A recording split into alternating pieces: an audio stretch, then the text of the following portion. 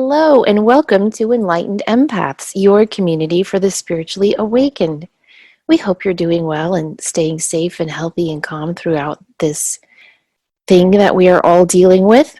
Denise and I wanted to bring you a show that has nothing to do with a virus or a pandemic or anything really scary. What we thought we would talk about was actually brought to us by a listener who emailed and asked us, can we please talk about the empath and self-sabotage and how an empath can really emerge and embrace him or herself as a leader.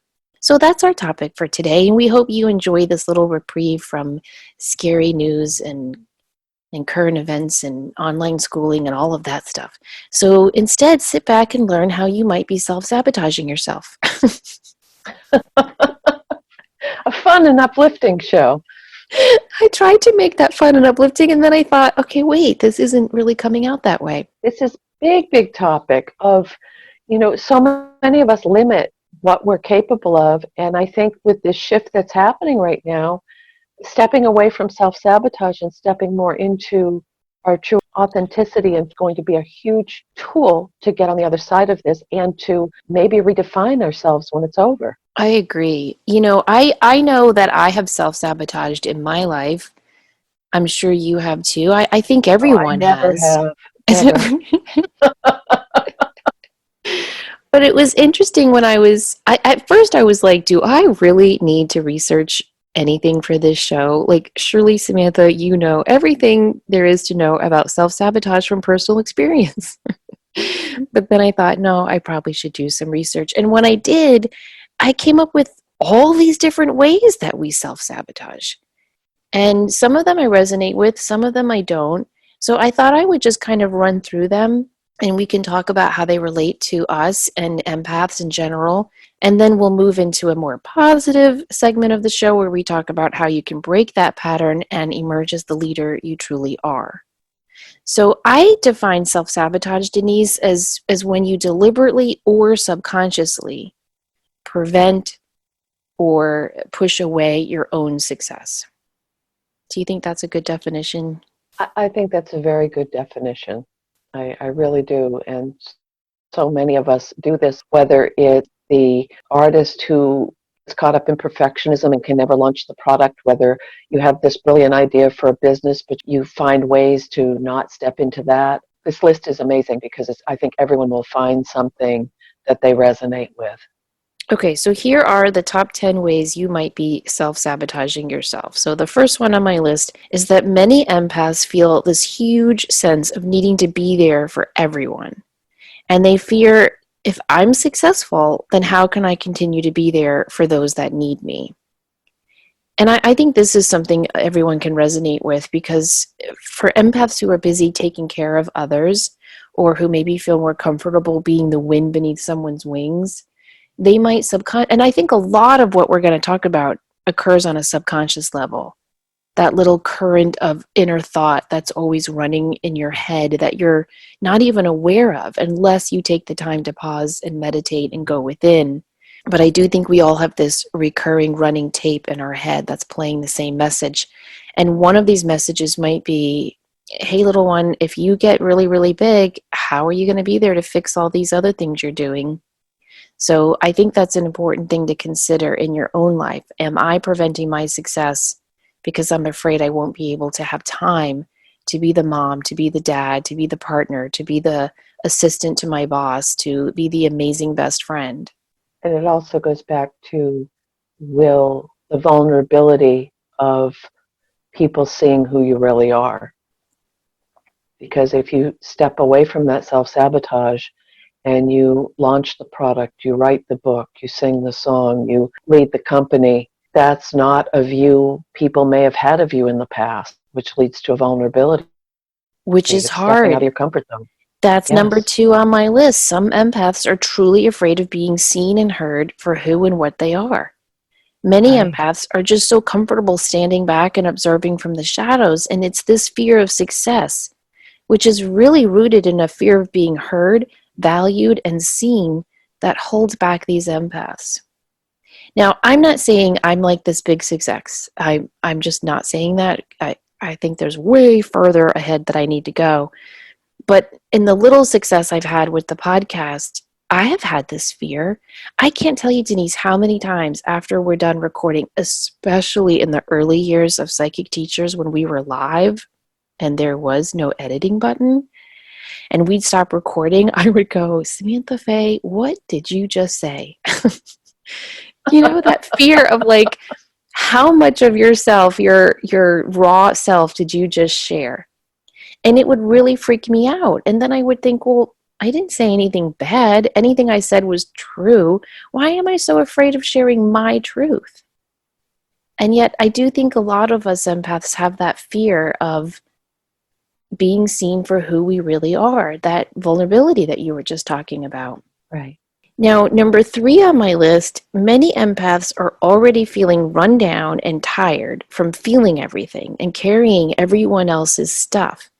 That even though they might have great ideas for success and wonderful plans, they lack the energy to implement the successful ideas in real time. So if you're running around trying to be there for everyone and fix this and stop up that dam and put out that fire, how are you going to have the success and the energy reservoirs to actually implement your amazing ideas? And I think Huge sometimes, one. I do too. Don't you think sometimes we use that as an excuse to not work on ourselves? I think that this, out of the three you've mentioned so far, this one has come up over and over and over for myself, for people I care about, for people I've done readings with, of I don't know where to fit it in. I don't have the energy. Am I supposed to do this at 2 o'clock in the morning? But when you talk to them, or I'm even using myself, I'll see these plans, I'll see these products, I'll see these visions in my head, and I'll be like, oh my, all I have to do is boom, boom, boom. But it's a matter of stepping up to even start the boom, boom, boom. Exactly. And making yourself a priority to Right. create the boom, boom, boom, which I think is especially hard for me personally as a parent, because so many things that I want to do, I've gotten so in the habit of just putting on the back burner because I have to do X, Y, and Z for my kids, or get A, B, and C done for the house, or have their friends over, or go meet with their teachers, or whatever, on and on and on. But I think even for people who aren't parents, empaths still do this. They do it with their coworkers. They're always taking on, hey, can you stay late? Sure. Can you work on this project and help? You're so organized. We could really use you. Okay. We do this with neighbors. Hey, would you mind helping out on the HOA committee this year? We could really use your help. Sure. We do it at church. Can you sign up for this committee? Could you teach that Sunday class? Okay. And we just keep tackling on again and again and again other people's stuff. And then we don't have the energy to do what we need to do. So making yourself a priority, I think, is so important. Number 4 on my list is some empaths struggle with a lack of self-worth and will prevent their success out of a belief that they have nothing worthwhile to share with the world. Now, that's something I know I've struggled with. Every time I put out an e-course, or anytime I work on a novel or a nonfiction piece, I think, wait, what am I saying? Has this not been said before? Why am I doing this? Who wants to hear what I have to say, kind of thing. Yeah. Number 5, everyone wants to be liked by their peers, but empaths can feel and sense the true feelings of those around them in ways others can't. So some empaths self-sabotage their success because they subconsciously don't want to feel the envy or jealousy of their friends and colleagues. They'd rather be accepted than successful, and often see this as an either-or issue when in reality it isn't. You can have both acceptance, respect, support, and success. Now, I have seen this a lot, especially if we're going to talk class systems, which I know everyone says doesn't exist in America, but let's all call BS on that. And Mm-hmm. haven't you seen this in certain types of careers where if you're trying to reach beyond the comfort zone of that career, people will kind of pull you back down?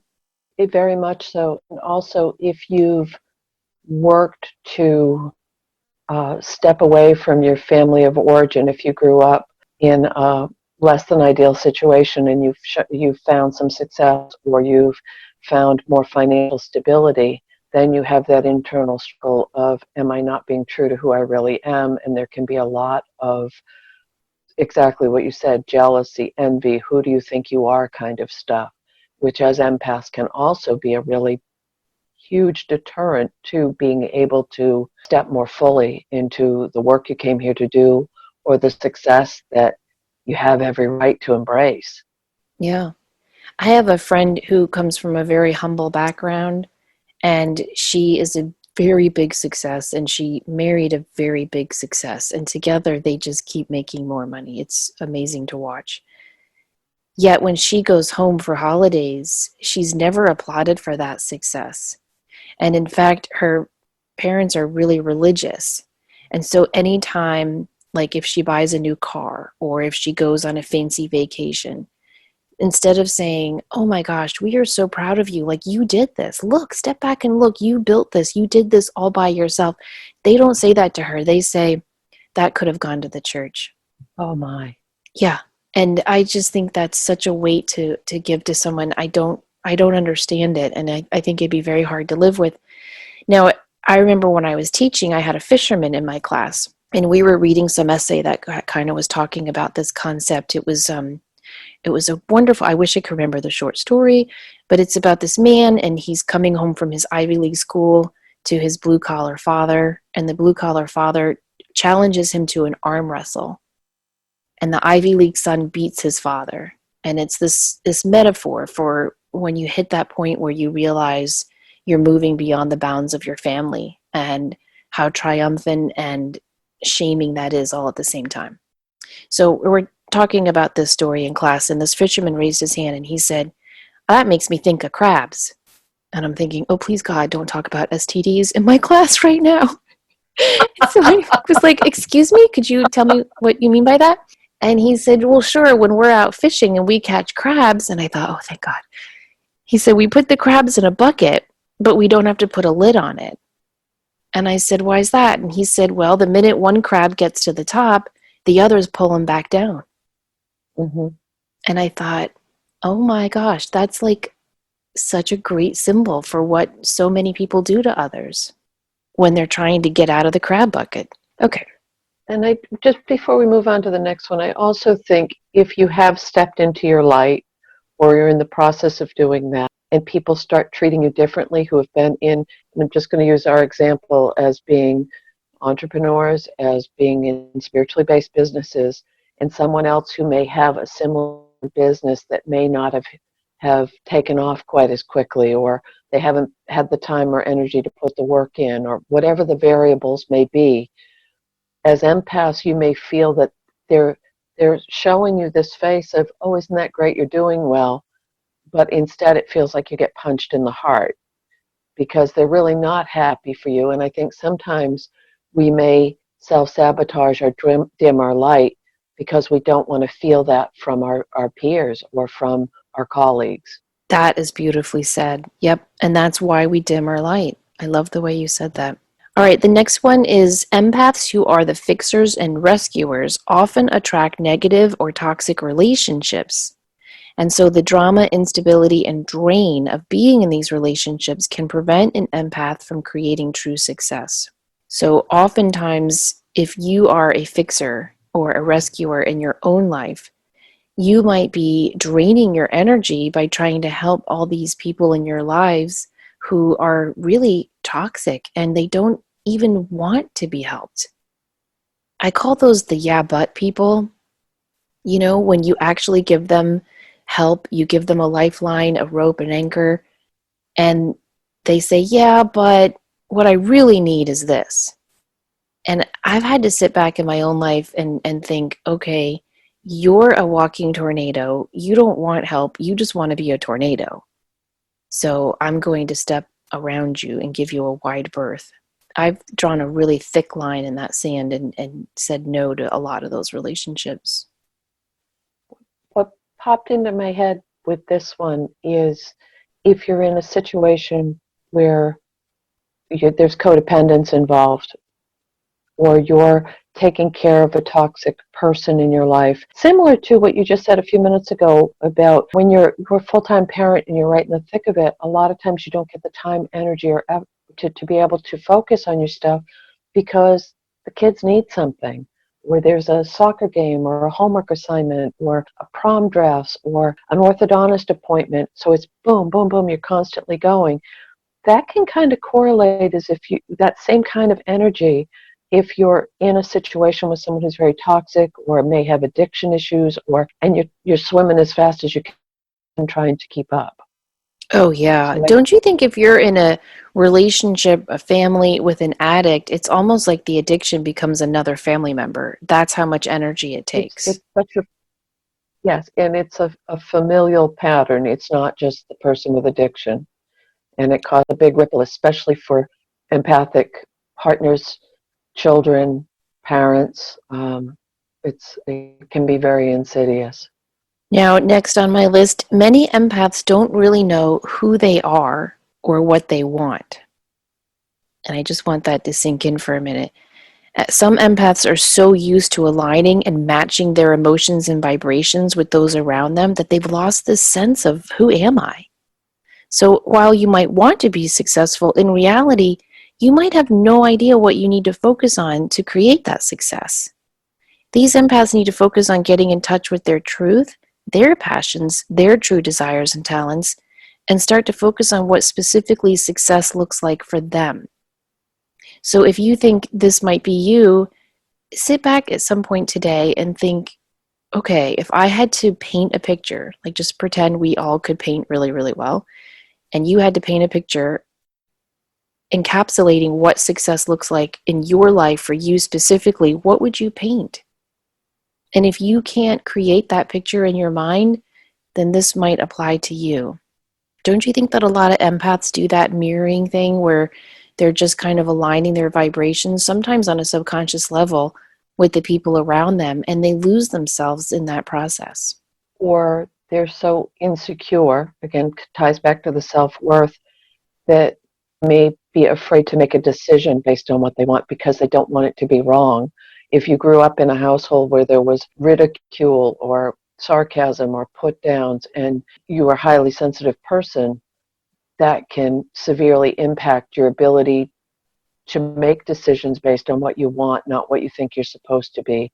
Or if you're, I spoke with a woman recently, highly creative, incredible, huge, empathic heart, all of these things, but had a very traditional career all her life because her parents were so much about no, it doesn't matter if you want to do this, you need to be safe and secure and do this for a job. And I think sometimes as empaths, we'll double guess ourselves that our choices are the right ones, even though it feels right in our heart. We don't feel strong enough based on what we're getting hit with from other people to be able to truly embrace that. Yeah, and sometimes it can happen even in really, you know, apparently functioning families. I don't know, do those exist? I think they do. I had a friend in college, and he had gotten a full scholarship to a private high school in New York. He had gotten a full scholarship to college. So this is a really smart guy. And when he came home from college and was like, okay, what do I do now? Like, what am I supposed to focus on? What do I do with this degree? His parents pushed him into applying to be a mail carrier. Now, there is nothing wrong with being a mail carrier. Mine is Rick. I love him. He helps our lives so much. But this guy was so freaking brilliant. We were all trying to push him to go to med school, to keep pushing with his amazing intellect. And yet his family was saying, no, no, no, no, no, no. Get a good job with the government. It's safe, it's solid, it's steady. It's what your dad did, it's what your grandfather did. This is what you're supposed to do. And he was really conflicted and kind of bounced around for about 5 years. And he eventually did settle with a government job.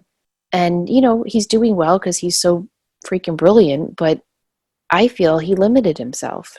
So don't you think like even well-intentioned families can kind of box you in by saying this is who we are, so therefore that's who you are?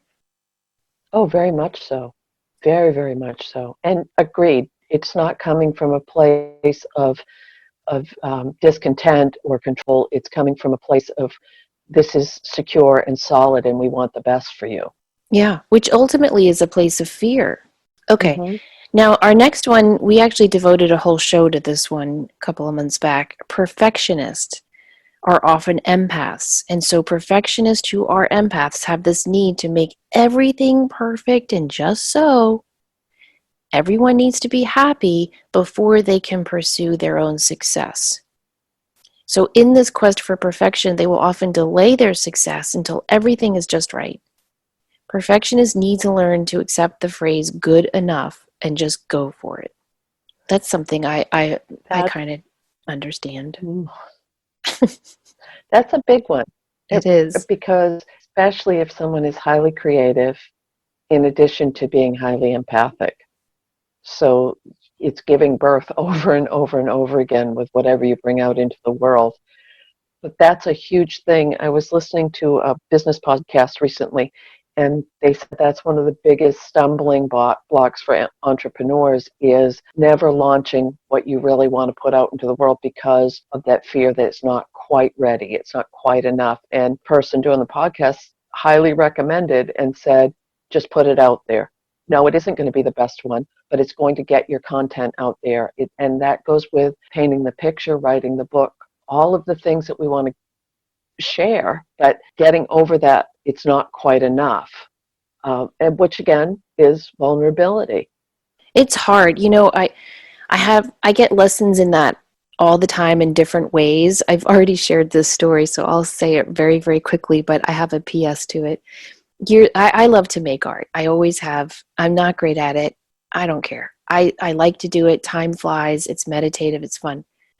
And so I was working on trying to accept, my little art and doodles as something more than little art. And so I did this one drawing that I really, really liked. And I thought, oh my gosh, I'm going to turn this into cards and I'll send it out to like clients and stuff as like a thank you because it had a positive message on it. I take it to the printing place. I'm like, hey, I'd like to have this turned into cards. And she looked at it and she said, oh my gosh, you must be so proud of your child. This is really good. Now, meanwhile, I had like my 8-year-old with me. And I didn't have the courage to say, no, I actually drew this. I just said, yes, thank you. She's very talented. So she made the card. It was really embarrassing, and it did kind of prevent me from sharing more of my artwork. And then I've been reading this near-death experience book. This is really, really good. It's about what we, the normal person, like the average person who hasn't had an NDE, can learn from NDEs. And one of the stories, this woman dies, she goes to heaven for 10 minutes. And one of the things she learns is that part of our purpose here is to just do what we enjoy. And so she says to her light being that she met in her NDE, I love to sing, but I'm tone deaf. Mm-hmm. And the being said, well, then sing you must. And so since she came back from her NDE, she sings all the time. And she doesn't do it for pay, for success, for a career. She just does it for joy. And she writes in this book, in this one little chapter of her story, about how singing brings her so much joy. And she never gave herself permission to do it because she's not good at it. And I looked at that story and I thought, Samantha, damn it, we're gonna keep on painting.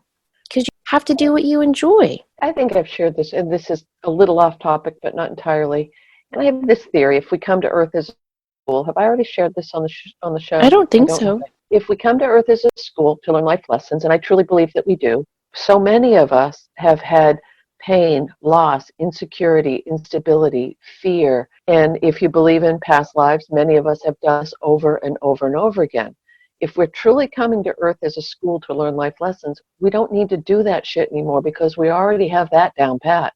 What we don't know how to do, and especially as empathic people, is to truly embrace our full self, to live in joy, abundance, wealth, and raise our vibration and make the most of being here. That's really all we have left to do. And I think part of that is this shift we're going into of this time that we're sequestered by choice or by necessity is giving us the time to look within and say, oh my gosh, am I living in my place of joy? Does this bring me joy? Am I raising my vibration, or am I just blindly following the sheep into the pen? Yeah, that's really well put. That'll make you think. What's helped me the most with this is our listeners. Because when I'm Yeah. having these thoughts of, oh, I'm not perfect enough, I shouldn't be sharing this, or what I have to say isn't worthwhile, who the hell do I think I am to host a podcast? I get these emails from listeners and they'll say things like, I already know about blah, blah, blah, whatever you and I have been talking about, but I really love the way you two present it.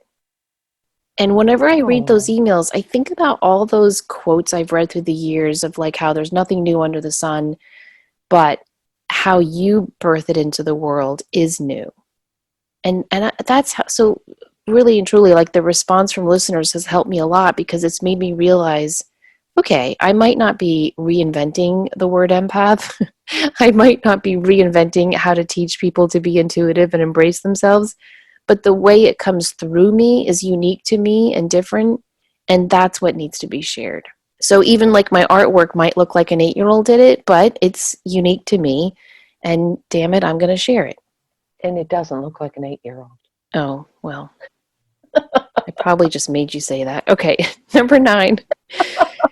Avoiding hard truths can be a special talent for some empaths. Because they want everyone, including themselves, to be happy, they often avoid some hard facts.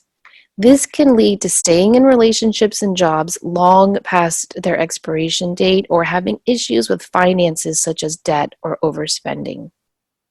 Now, this is something I don't relate to because, as I've already shared, in my family, I was called the bullshit caller because I was the one who always called bullshit and would say, hello, you guys, you're walking around that elephant. Let's talk about the elephant. Let's pat the elephant. Let's engage the elephant. And my family growing up would be like, what are you talking about? There's no elephant in the room. So this one I don't really relate to because it actually annoys me when I see people do this in their own lives, avoiding those hard truths. So don't you think a lot of people do that? I see this as two separate issues. Like the first part of avoiding the hard truth, that doesn't resonate. But the second part of staying too long in relationships or jobs or the financial stuff, that rings the cowbell for me. The first half doesn't, but the second half does. And the second half, as far as it's all interrelated, I think sometimes as empaths or just as human beings on the planet, one of the reasons I stayed in marriage so long was because I gave my word. I took vows. I did everything humanly possible before it was just not possible anymore. So there was that moral stuff that can be involved with staying in a situation, or you stay in a job because you're you get paid every 2 weeks and your kids have medical. So I think that there's kind of a fine line with this one, but I also think this has happened over and over and over, folks, is you reach that point where you say, okay, now I can't. And you start taking the steps to face those truths with a different perspective so that you can move away from what's been keeping you stuck or limited. I totally agree with what you just said. And I think maybe I didn't word it correctly in my notes because what I agree. I think all of us have stayed in relationships longer or jobs longer than we should have, not because we're avoiding hard truths. I didn't know you then, Denise, but I feel like I know you well enough to say, even at the end, you were like very honest with yourself about why you were still in that marriage. I mean, I feel Yeah. like it's just who you are. And to me, that's different. That's being practical. That's being an optimist, realist, as we talked about on the show. And is just recognizing that, okay, this sucks, but I'm staying in it for this. What I think this step is talking about is when you're doing the la la la la la, and you're saying, "Oh, Smiling everything's stuff. fine. This is great." I mean, I have a friend, I'm not kidding. I cannot talk about negative things around her because she'll go, "I don't want to focus on that. I don't want to talk about it." And she does overspend because she just doesn't, she never looks at her bank statements. She doesn't balance her checkbook. She doesn't do her own taxes. She doesn't want to face any hard realities in her life. And I have a lot of compassion for that. I understand that. I mean, look, there are times when I'm on Amazon and I'm like, yes, you can afford to add that to your cart. I get it.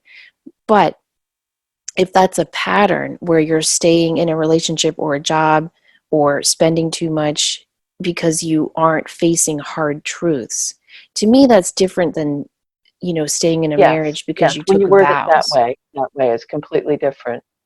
Yeah, so I don't you think there are some empaths who they want to keep those rose-colored glasses on? It's just nicer in that fairyland than in the hard world of reality. It's easier.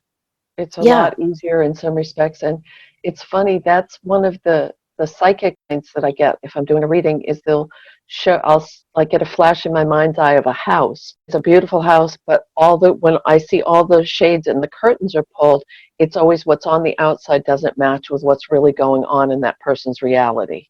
So what Hmm. they're presenting isn't what. So don't you just love how spirit puts those things in our head? Yeah, that's a So great symbol. this correlates with that. It really does. Of what a lot of times I think we'll present to the world that it's okay, everything's fine, we're all right, it's not that bad, but we're going back into that house with the shades pulled of how have I let this happen? How have I let this debt mount up to what it is, which causes extreme anxiety or depression or fear? Yeah, and those are hard emotions to sit with. So I understand why people would want to avoid that. However, what you resist persists. And if you choose to avoid those hard truths, they're never going to go away. And sometimes, you have to schedule time for that.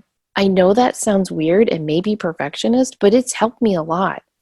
When I'm going through difficult times in my life, I will literally schedule in days to devote to thinking about it, working on it, and planning around it. Right. Have you ever done that? Like you'll actually schedule like, okay, on Saturday and Monday afternoon, I'm going to call these people, work on this, research how I can get out of this job, focus on updating my resume, whatever it might be. But that I think that can help if you're having a hard time dealing with a hard truth is just scheduling it into your week. Okay, and the last one on my list, because empaths tend to feel everything so deeply, some have developed a behavior pattern called negativity bias, where they expect the worst as a self-defense mechanism.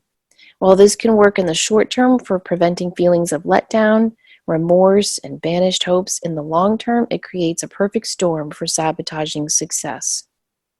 So I think this can be a little bit of the negative side of being an empath, where because as historically through your life you have felt everything so deeply, in an attempt to avoid feeling the negative stuff as deeply, you just go ahead and plan for it.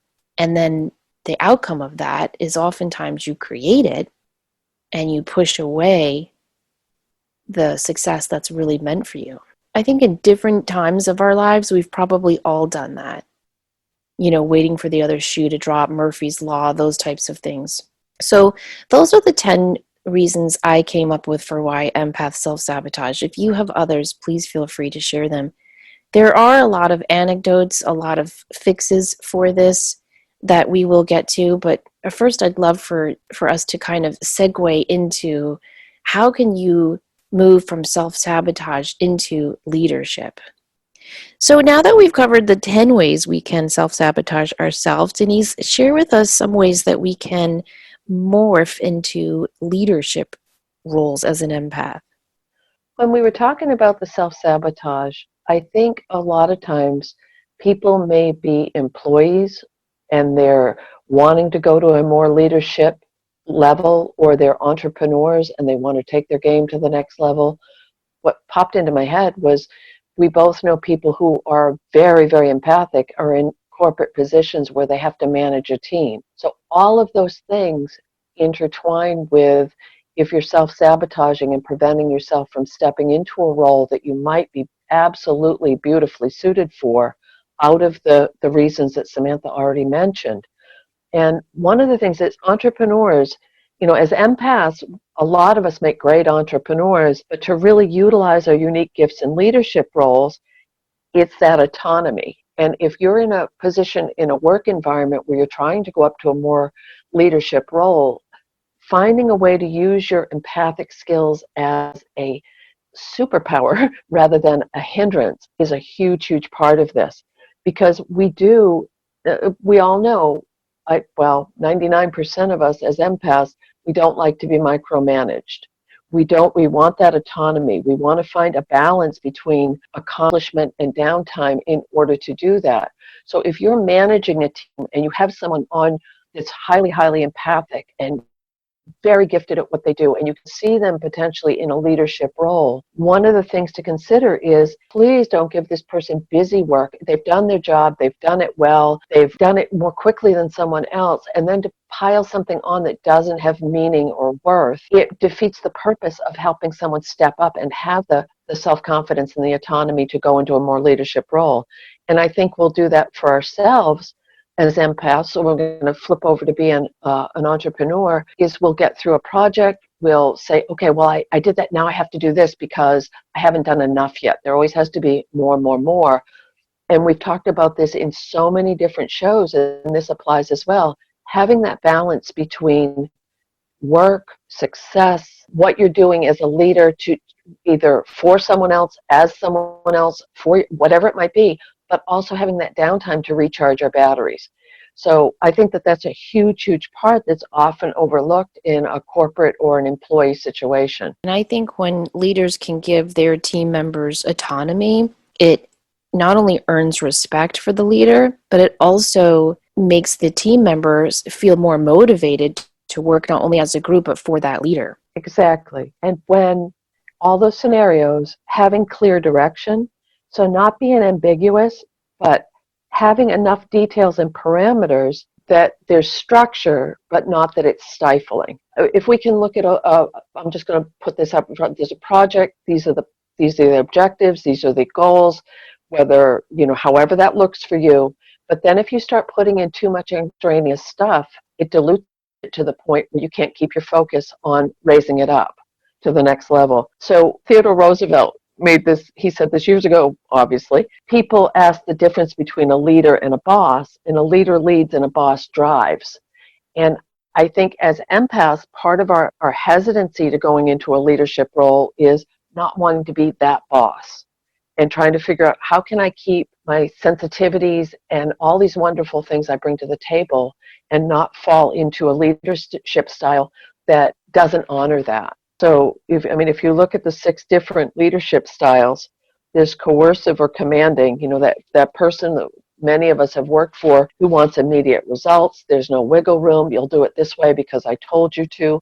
It borders on being a dictator. As empaths, that wouldn't be a leadership style we'd step into, but it's also not one we really flourish in either. The pace-setting kind of leadership where the person expects excellence and self-direction, which flips back to having enough autonomy to be able to do it, bring your skills into it, still having some direction so that there's structure and direction to use. Authoritative moves people towards a vision. Affiliative values and creates emotional bonds and harmony. Democratic builds consensus through participation and coaching, which develops the people. Depending, I think I've read this beautiful, beautiful thing. So do you agree with those 6 leadership styles, that they're all very succinct? I do. Yeah, I do. I think that as empaths, what we empaths need to embrace as a leader, in addition to vision and giving people autonomy and all of that, is having the confidence, because I think bad leaders, in my experience, lead out of fear, whether it projects as coerciveness or controlling or perfectionism or not. At the root is fear. And so, in my opinion, a good leader does not rule from fear. They rule from a place of confidence and self-worth, but also from an energy of we're all in this together. Yeah. And the Peter principle, when someone has stepped into a supervisory role and they don't really have the level of experience or expertise to be in that, and they flounder. Yeah. If someone's been promoted into that role or given that role or whatever. And I think as empaths, that's very difficult to have that type of a leadership style as well. I think it's so important for leaders to just listen. Yeah. I've had some really bad leaders in my life, and I've had some really wonderful leaders, and I've learned from them all. And at my old school where I taught, we had an issue because a lot of us started to get pregnant and have kids, and we started to ask for class schedules that would accommodate that. At the college level, you can teach morning, afternoon, or evening. So we were asking for classes that would accommodate our families. And there were a lot of people in that department who didn't have kids, and they pushed back and they complained, and, I could see both sides. Well, the first department chair said, okay, fine. It's all going to be a lottery. I'm just going to put everyone's names in, and whoever gets the crappy night classes gets the crappy night classes. Well, that didn't work. Yeah, it was fair, but it made everyone kind of unhappy and unheard. So then we got a new department chair, and all of us moms, she accommodated our schedule. But then she pulled in all the people who didn't have kids and talked to them individually. And she said, okay, what schedule would work best for you? I know, she said to this one person, I know you are a writer, which I would think makes you a night owl. So maybe one evening class a week would actually be good for you. It would leave you that morning to sleep in or focus on your writing. She listened to each individual person and made them each feel heard. And miraculously, we all got a schedule we loved, and we stuck to it. And of course, we worked harder for her than any other department chair. And that's why empaths can make incredible leaders, is because we can tap into the emotions and the needs of our employees or our team or our group or whatever that might be, and help them feel valued and seen, which does promote more loyalty to the job, to the company, to the whole thing. Yeah. Yeah. Uh, you know, Susan Storm in Psychology Junkie, she made some really good points about empaths can be very driven and goal-oriented people who easily assess a situation, see hundreds of underlying patterns and clues, and determine why you're in the position you're in and how to get out of it. So that can be incredible. And she kind of correlated that to if you have an NFJ type of personality. And then she also said many empaths have a more practical approach to how they sense the emotions of others. They're very aware of how people feel or touched by it, but then try to find a practical solution to get over it, get through it. But both make excellent facilitators of developmental and growth, especially when their environments are conducive to their unique needs. So even if it's an NFJ, an SFJ, whatever label you want to put on it, that goes back to what I said a few minutes ago of seeing that your skills as an empath don't have to just be that you're bombarded with other people's emotions or that your sensitivities make you a sponge. They can also bring through these beautiful characteristics of being an acute problem solver by tying the two together. Yeah. Well, and thinking about the Knights of the Round Table, I mean, King Arthur, he's a legendary king because he led from a round table. And I think as a leader, we need to think about that. It's not a rectangular conference table that we're leading from where I'm at the head because I'm the boss. I think we need to see it as, yes, I'm worthy of being your leader. I've worked hard. I've earned this. The higher ups promoted me to this position. So yes, I do have the confidence and esteem to be here. However, I'm just leading this circular table because we're all in this together. That's a perfect example. Another beautiful thing about empathic leaders, generally they're going to optimize the environment and not overschedule those micromanaging meetings because they've developed this rapport with the team or they've given the parameters of what needs to be done. And exactly what you just said that your boss did, met with the team, but also with the individuals to make sure everybody felt valued and seen, but also so there was no animosity among the other teachers. I think we Exactly. all do really, really well with that. And that's a leadership skill because how many jobs have we both had where the manager or the director or the supervisor would pit one person against another and cause discord as a form of controlling or of causing alienation, and I think that happens a lot as well. Divide and conquer. So, yes, but the empathy skills that we have as a leader or stepping into a more leadership role, you can motivate and influence people because you're feeling how they feel. You're going to pick up on someone who's always on time and is an employee and wants to volunteer for things. If they come in, and even if they're not visibly showing that, and you feel anxiety or tension or exhaustion or any of the things that as empaths we pick up, you're going to be able to relate to that employee in a way and help and say, okay, is this where I need to step in and try something different to help this person be successful today? Because they feel off. Being seen is a huge, huge part of anyone wanting to be devoted to their job. People want to feel valued and seen, respected, and appreciated. Doesn't that sound so So, obvious? And yet It does to us. it does. I know. And I'm so shocked at how few people in this world actually do that. I mean, I can remember as a teacher, that's one thing I miss so much about teaching. When I could walk up to a student and say, "Look at this paper you just wrote. How amazing are you? This is like a perfect paper.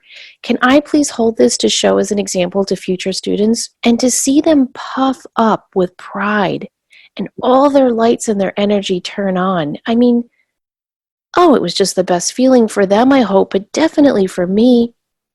And I remember, the few times a department chair would pat me on the back, how puffed up I'd be. And I would always think, now, was that so hard? And yet, there are so few people who take time to really listen and hear people and pat them on the back when they're doing a great job. One phrase that I have always taken to heart as a teacher, and I do think a teacher is like a leader of the classroom, right? So I feel like I have some experience being a leader.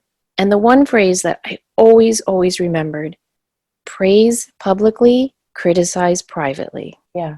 So if a student was doing something great or wrote a wonderful paper, I would tell the entire class. And I would say, "Hey, Johnny, get ready. I'm going to embarrass the hell out of you." And I'd make it a joke and I'd go, "Everyone, check out this paragraph he just wrote. Is that a thesis sentence?" I would I would try to do that in every class, praise publicly. But if Johnny wrote a paper with no thesis sentence, I wouldn't call it out in front of the class. When we were working on the papers, I'd go up and I'd whisper quietly, or I'd say, "Hey, come see me during my office hours. We just need to talk about this." And I don't understand why that's so hard for some leaders. Because they're not wired that way. And just that's the perfect link to study on. It was done by Paul Bloom, a professor of cognitive science and psychology at Yale, and he wrote this book against empathy because he feels that empathy can distort judgment. I don't think he's very linear sequential. Anyway, sorry, that was sarcasm. But he did this study where Wow. he took That two what's groups the of name people of to do that? recording against empathy. Against empathy. Okay. Wow. Go Um, ahead. in his study, he took two groups of people and they listened to the recording of a terminally ill boy describing his pain. And one group was asked to identify with and feel for the boy, and the other group was instructed to listen objectively and not engage emotionally. And after listening to the recording, each person was asked, would they move the boy up to a prioritized treatment list managed by medical doctors, or would they not? And in the emotional group, three-quarters of the people decided to move him up the list against the opinion of the medical professionals and potentially putting other people at risk. In the objective group, only a third of the participants made the same recommendation. So he feels the study is as an example of how empathy triggers our altruistic impulses, resulting in poor judgment that could harm many people for the benefit of one. And as leaders, empathy can cloud our moral judgment. See, I can see that as a scientific thing. I can understand it. I can understand how people that don't feel as deeply would look at it that way. This is A, this is B, this is C. But I also think that the absurgence of empathy, of all of this beautiful wave that we're all stepping to, is exactly what is going to counter the darkness that we're going through right now globally, is because we are reaching out, we are feeling, we are touching each other, not literally, obviously, in a way that we haven't ever. So that one just fascinated the hell out of me, to be honest Yeah, with you. me too. And maybe another good thing coming out of this terrible time is micromanaging will slow down, because I think some companies are starting to see, oh, all these meetings really are pointless. Don't you know a lot of your medical people? I'm going to jump back a minute. A lot of I'm thinking of nurses I know, of physicians, of healthcare professionals, of people in those roles that can be very science-based, that are some of the most empathic people I have ever met in my life. So to keep that balance between that level of empathy and that level of needing to come from a scientific perspective, wow, That's a superpower. that just floors me. Yes, Yeah. and I they do think it every day. They do. And I think if you're an empath in the science medical field or just the corporate world in general, you're going to have a harder time than the average person. Never mind that guy who's I agree. against empathy. But I think what the point we're trying to get across in this show is that you can turn your empathy into an actual superpower and use it to make you a better leader. Because if you can put yourself in other people's shoes, which is really what an empath is great at, then you can reflect back to that individual what they're feeling and sensing and worrying or hoping about, and use that to help them not only be a better coworker, but be a better leader in their own role. Especially if you're a highly sensitive person and you're dealing with either volatile or intense emotions or other people's energy, our choice is either to deflect that, suppress it, or own it. And as a leader, to be able to differentiate between those, but also we have a resonance and compassion that is invaluable for leadership roles and relating to others, particularly in challenging work situations. So rather than taking on those emotions and problems, our compassion can help we can diffuse issues and also help people own their emotional stuff or their strengths and weaknesses in a way that is empowering, not enabling or debilitating. You know, my dad pushed all three of his girls to avoid the corporate world because he was an empath and he knows we are all empaths, and he didn't want us to deal with that. And if you asked him to describe working in the corporate world, he would always use one word: dehumanizing. You I know, think because that's there are changing so many now. situations. I do think that's changing, but there's so many situations in the corporate world where it's down to numbers. And you know, we're even seeing that at the college level too. It's a business and it's all about numbers, and that can feel very, very dehumanizing. But I watched him as a leader, and I had two amazing department chairs, and I watched them as leaders, and they put the human back into the work that we were doing. And I think all of those leaders were able to do that not only because they had such a rich, wonderful level of empathy, but also because they just genuinely cared about us. And if you care about your team and you care about your work, I think organically you're going to emerge as a good leader. I agree. So many empaths are focused on the greater good. And for company or business or whatever, it's going to be challenging for an empath to make decisions for the corporation and take care of the employees at the same time. But the company is also more likely guided towards ethical standards of practice. And at the end of the day, if you have an empath that has that ethical standard that they're leading, the decisions are going to usually be more beneficial for everyone involved as well as for the company. Exactly. And you know how I was saying before, I think more leaders need to pat their employees on the back and you know, remark on things that they're doing well. I think that leaders who are empaths need to do that for themselves too. And to really sit back on the weekends and think, all right, what did I do that was really, really well done this week? Because you might be working for a corporation who's not patting you on the back necessarily, or is only looking at the bottom line that you're producing. So you might have to pat your own darn self on your back. And I think if no one's going to do that for you, well, then why not do it for yourself?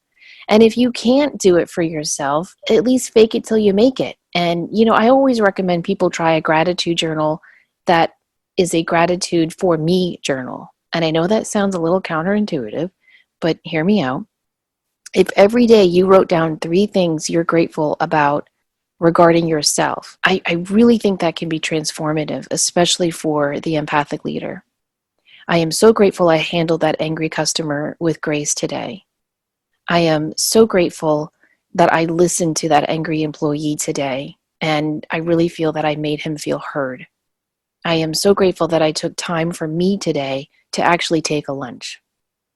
Whatever it is, I think if you get in that habit of writing down three grateful for me things each day, you'll start to see your worth as a leader. That's beautiful because as more of us step into leadership roles, I think it could be a big solution for morale issues or turnover rates or financial costs over time because you don't have people who are disgruntled or when, again, I'm going to say it, when people feel valued and seen, they're much more likely to produce work at a level. And I think as empaths, we're able to encourage people to do that. And some things you can do are just to start small, like work that in, or not to feel pressured, to remain open. All of these things are bringing balance in the work environment. And that, again, is one of our superpowers. If you're in a corporate position and you're an empath, I'll use my analogy I always use, you're very blessed that both hemispheres light up. So you have that side of your brain that is highly intuitive, sensitive, creative, empathic, but you also have that linear, sequential, practical, grounded side, which when to an empathic leader is going to blend those two together seamlessly and provide a safe, nurturing, and productive work environment. Right. And if you want to use your hemisphere example to a team you might be leading, I think it's important for a leader to carefully evaluate each member of that team and think, okay, what do they bring to this team? What do they take from this team? And try to work within that paradigm, you know? So, for example, if you have a team member who's always late, why not work with that? I mean, I remember I had a boss and there was one person who was always late, and our job was 8 to 5. And she said to that person, hey, do you want to work 9 to 6? How simple is that? Mm-hmm. And it gave that person an extra hour, and suddenly, poof, that person wasn't late anymore. And they had an extra hour at the end of the day after we'd all gone home to kind of wrap up, because that's what that person was, a very autonomous type of individual. And so that really suited them. So even if someone on your team is bringing something to the table that's not working for everyone, I think as a leader, you can still work with that. And if you're an empath, you can look at that person and say, okay, instead of berating you for being late, I'm going to think of a way to make this work for all of us. And that's the key. And I think as an empathic leader, being brave enough to release some of the control to empower others is a key indicator of how successful you'll be, and being strong enough. And it ties back into what you said about the self-sabotage. Many people will hesitate to step into a more leadership role or allow themselves to step up because they're afraid or they're conditioned or the perfectionism or I'm not. You know what really stands out in everything we've talked about today is it's getting away from that myth that empathy is somehow equated to weakness or not being strong enough to lead a team or not being harsh enough, or it's a black and white. It's similar to what your dad said, that it's dehumanizing and it's a black and white world. And as empaths, as leaders, you would be able to step in and change that paradigm. Yeah, I agree. And I think another issue empaths have with emerging into the role of leadership is very, very few teams all agree that they love their boss, right? Like, have you ever worked for anyone where every single member loved the boss? No. I haven't either. I'm trying to think, but no. Even my favorite department chair, there were some people who were like, eh. And so I think empaths need to get comfortable with that notion that you're not going to make everybody happy and love you. And that's hard, I think, for us empaths to realize we're not going to please everyone. We're not going to keep everyone happy. But again, if you can go back to that roundtable idea of we're all in this together, so look at it, reframe that from I might not be making everybody happy all of the time, but what I am doing is making sure everyone is heard and valued and seen and recognized and contributing equally, which means some of the times some people might not be happy, but that's just some people. Some people are never going to be happy too. You have to kind of recognize that as well. There's always going to be that little rain cloud on every team. So you're an empathic leader, you're leading the team, you have brought this cohesiveness to your group, people are being productive. And then there's that, oh gosh, I haven't said this, and I don't know if I've ever said this. There's that sticky wicket. Have you ever said that? Sticky wicket that will No. try to sabotage you. Or so when you're the victim of someone on your team that's trying to undermine what you're bringing, that's another whole skill set that you have to bring in. What you were just saying triggered that thought of being strong enough with yourself and your leadership style to know that I'm not going to let that one person sour what I've worked so hard to develop with my group. Yeah. And some of those sticky wickets you can work with and some you can't. I mean, I have to bring everything back to the classroom because it's really all I know. But isn't it true, Denise, that there's one negative student can ruin an entire class for the whole semester? That one Well, student who just sits back there and puts their feet up and smirks the whole time. I used to always start the class at the beginning of the semester, and I would say, we're all in this together. None of you guys want to be here. I mean, really, nobody actually got up this morning and was like, woohoo, I can't wait to go sit in class all day. However, the law makes us all be here, so let's make the best of it. And if one or two of you are super negative, it's going to bring the rest of us down.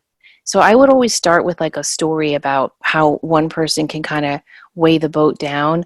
But if we're all in it together and we all keep our eyes on the prize, which is graduating from this class, then we can make it better. And then if that one student chose to be negative, I would hold him or her back after class and I would say, hey, you don't seem really happy in this class. I might not be the right teacher for you, but if there's something happening here that's making you feel unheard, or maybe you just hate English in general, just talk to me so I can work with you. 99% of the time, just making that effort would work. I mean, sometimes you're going to have that one person who just wants to be, would you call it, a sticky wicket? yes, wickets, yes. Wickets, okay. And I it's sticky wickets. And I was thinking about all the years that I worked with students who had behavioral challenges. So there were usually many of those folks in the room that they were very, very gifted at finding ways to do anything but what the class should be focused on. So Their special talent. yes, yes. So I do think as we wrap up, if you do recognize that you are self-sabotaging and maybe preventing yourself from merging into the leadership role, it's really important to be aware of patterns in your life and to look at areas in your life, whether it's in relationships, career, finances, where maybe you have been self-sabotaging, and start to ask yourself, why have I done this in these areas? Am I a perfectionist? Do I deny my self-worth? Am I not looking at some truths? And as we said before, make notes of the successes in your life and celebrate them.